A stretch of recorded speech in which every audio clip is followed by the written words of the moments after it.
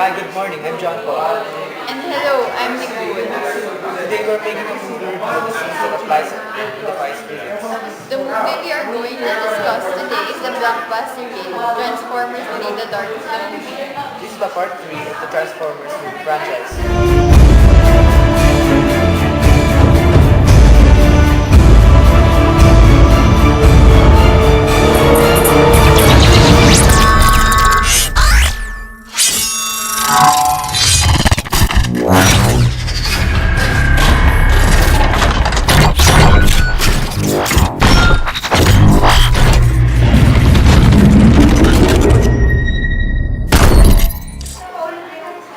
First, we are going to show the scenes that applies physics.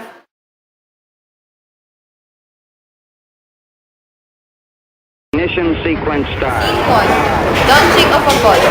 3. One. Rockets are good examples of Newton's third law. The law of interaction states that for every action there's an equal opposite reaction. The combustion in one flow of the rocket creates a thrust that propels the rocket upward. From the Saturn V out there 250,000 miles away where the moon is waiting. Software is created when an object is moving faster than the speed of sound. It is followed by a sonic wave.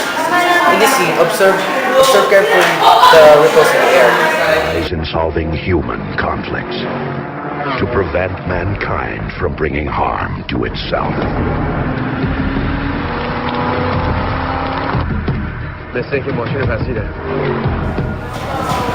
Also the scene. There's another scene of the ripples in the air, besides the chocolate. Those blurs or ripples in the scenes are called mirages. They are created when light waves bend or refract as they pass through the warm air. Notice the security systems activate. What kind of letters I'm reading? Got aliens in the vehicle! Shown here are the hydraulic lifters.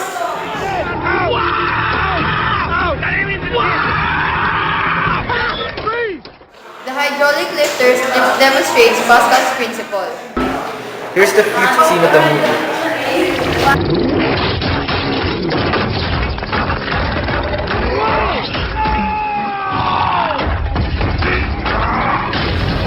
Watch the Decepticon tear down that post. Created an inclined plane for the cars to climb on. As the object travels on an inclined plane, it applies the principles of mechanical energy.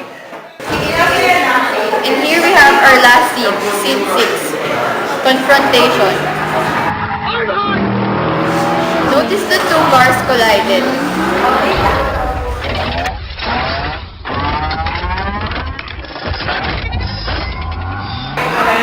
This scene shows an elastic collision. When two objects collide, they move separately with some of the kinetic energies transformed to the other forms, such as heat, sound, and etc.